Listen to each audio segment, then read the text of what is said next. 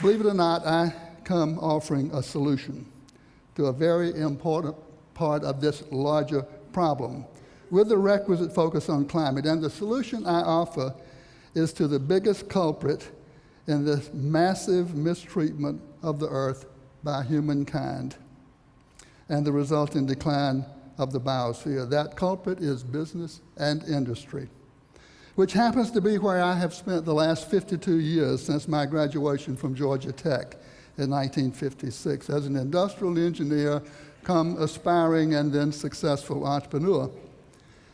After founding my company Interface from scratch in 1973, 36 years ago, to produce carpet tiles in America for the business and institution markets, and shepherding it through startup and survival to prosperity and global dominance in its field, I read Paul Hawken's book, The Ecology of Commerce, the summer of 1994. In his book, Paul charges business and industry as one, the major culprit in causing the decline of the biosphere, and two, the only institution that is large enough and pervasive enough and powerful enough to really lead humankind out of this mess. And by the way, he convicted me as a plunderer of the earth.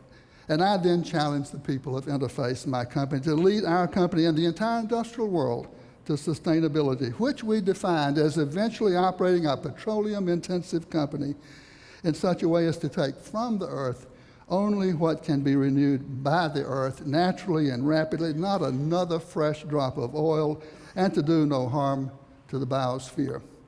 Take nothing, do no harm. I simply said, if Hawken is right and business and industry must lead, who will lead business and industry? Unless somebody leads, nobody will. It's axiomatic. Why not us? And thanks to the people of Interface, I have become a recovering plunderer.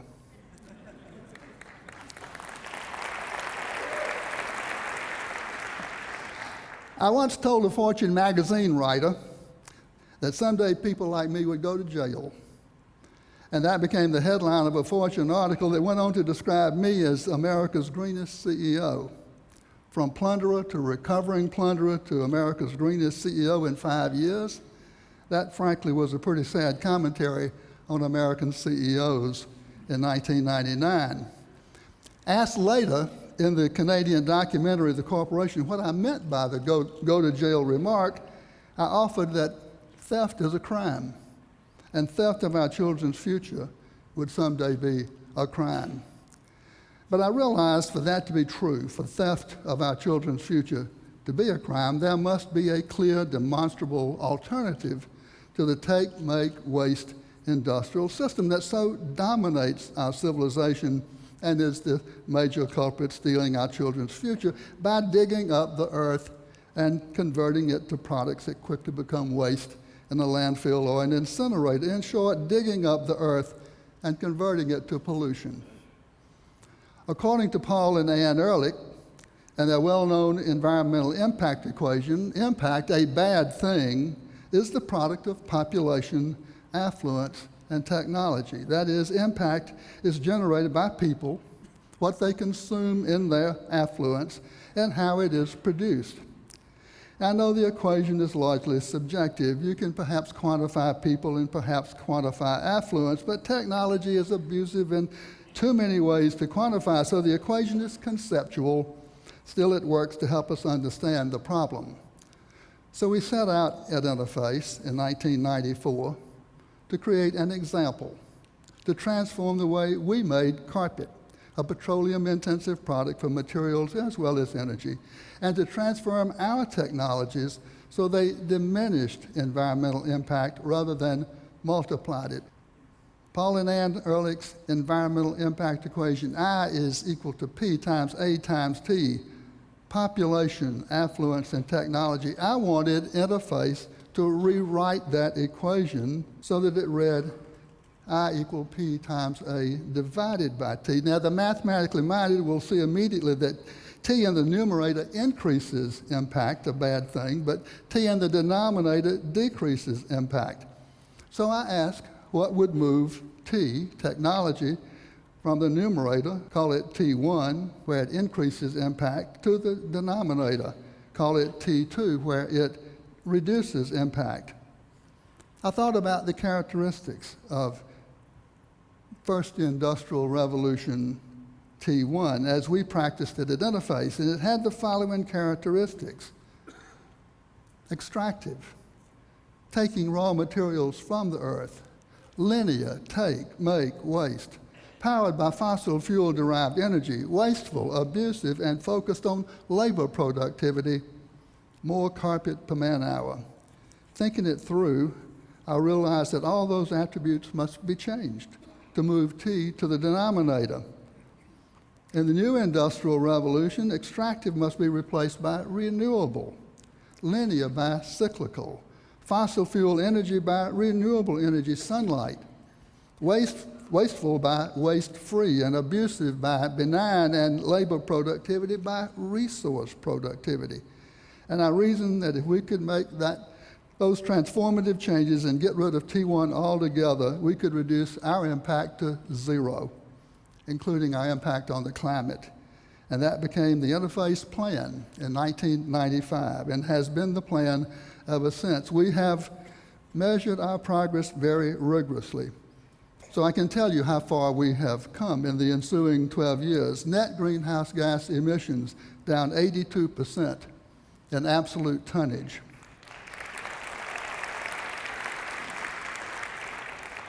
Over the same span of time, sales have increased by 2/3 and profits have doubled.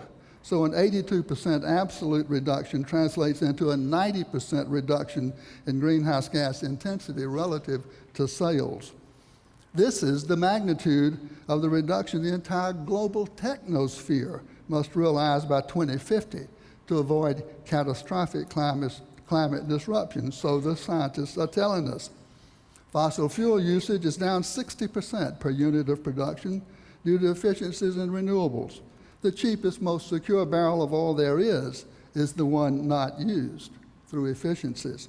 Water usage is down 75% in our worldwide carpet tile business, down 40% in our broadloom carpet business, which we acquired in 1993 right here in California, city of industry, where water is so precious. Renewable or recycled materials are now 25% of the total and growing rapidly. Renewable energy is 27% of our total, going for 100%. We have diverted 148 million pounds, that's 74,000 tons of used carpet from landfills, closing the loop on material flows through reverse logistics and post-consumer recycling technologies that did not exist when we started 14 years ago. Those new cyclical technologies have contributed mightily to the fact that we have produced and sold 85 million square yards of climate-neutral carpet since 2004, meaning no net contribution to global climate disruption in producing the carpet throughout the supply chain, from mine and wellhead clear to end-of-life reclamation, independent third-party certified. We call it Cool Carpet. And it has been a powerful marketplace differentiator, increasing sales and profits. 3 years ago, we launched carpet tile for the home under the brand Floor, misspelled F-L-O-R. You can point and click today at floor.com and have Cool Carpet delivered to your front door in 5 days. It is practical and pretty, too.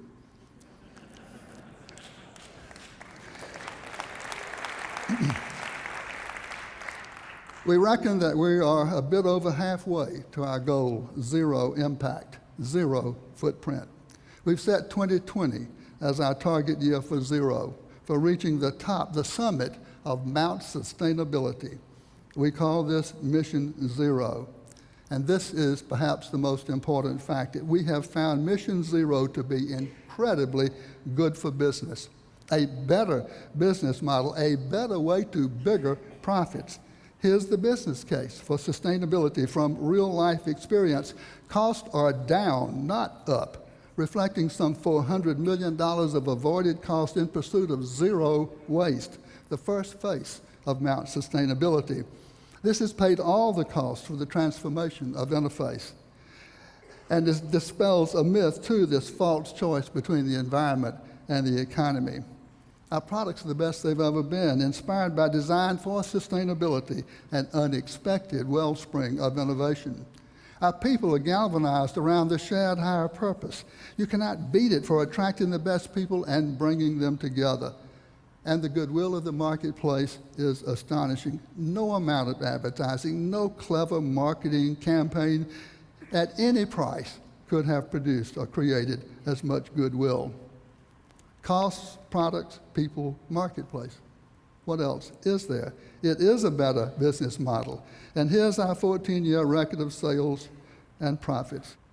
There's a dip there from 2001 to 2003, a dip when our sales over a 3-year period were down 17%, but the marketplace was down 36%.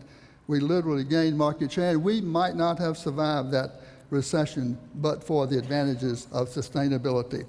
Now, if every business were pursuing the Interface plan, would that solve all our problems? I don't think so. I remain troubled by the revised Ehrlich equation, I equal P times A divided by T2. That A is a capital A, suggesting that affluence is an end in itself. But what if we reframed Ehrlich further? And what if we made A a lowercase a, suggesting that it is a means to an end, and that end is happiness, more happiness with less stuff?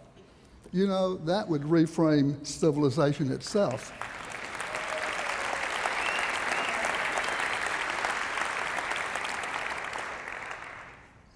And our whole system of economics, if not for our species, then perhaps for the one that succeeds us, the sustainable species, living on a finite earth, ethically, happily, and ecologically in balance with nature and all her natural systems for 1,000 generations or 10,000 generations, that is to say, into the indefinite future.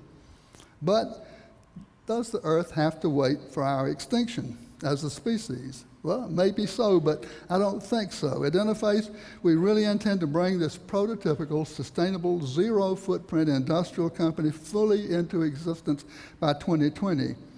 We can see our way now clear to the top of that mountain, and now the challenge is in execution. And as my good friend and advisor Amory Lovins says, if something exists, it must be possible. If we can actually do it, it must be possible. If we, a petro-intensive company, can do it, anybody can. And if anybody can, it follows that everybody can. Hawken fulfilled business and industry, leading humankind away from the abyss. Because with continued unchecked decline of the biosphere, a very dear person is at risk here. Frankly, at unacceptable risk. Who is that person? Not you, not I, but let me introduce you to the one who is most at risk here. And I myself met this person in the early days of this mountain climb on a Tuesday morning in March of 1996. I was talking to our people, as I did at every opportunity back then, bringing them along, and often not knowing whether I was connecting. But about 5 days later, back in Atlanta, I received an email from Glenn Thomas, one of my people in the California meeting. He was sending me an original poem that he had composed after our Tuesday morning together. And when I read it, it was one of the most uplifting moments of my life, because it told me, by God, one person got it. Here's what Glenn wrote, and here's that person most at risk. Please meet tomorrow's child. Without a name and unseen face, and knowing not your time or place. Tomorrow's child, though yet unborn, I met you first last Tuesday morning. A wise friend introduced us to, and through his sobering point of view, I saw a day that you would see, a day for you, but not for me. Knowing you has changed my thinking, for I never had an inkling that perhaps the things I do might someday somehow threaten you. Tomorrow's child, my daughter, son, I'm afraid I've just begun to think of you and of your good, though always having known I should. Begin I will, to weigh the cost of what I squander, what is lost, if ever I forget that you will someday come and live here too. Well, every day of my life since, tomorrow's child has spoken to me with one simple but profound message, which I presume to share with you. We are each and every one a part of the web of life, the continuum of humanity, sure, but in a larger sense, the web of life itself, and we have a choice to make during our brief visit to this beautiful blue and green living planet, to hurt it or to help it. For you, it's your call. Thank you.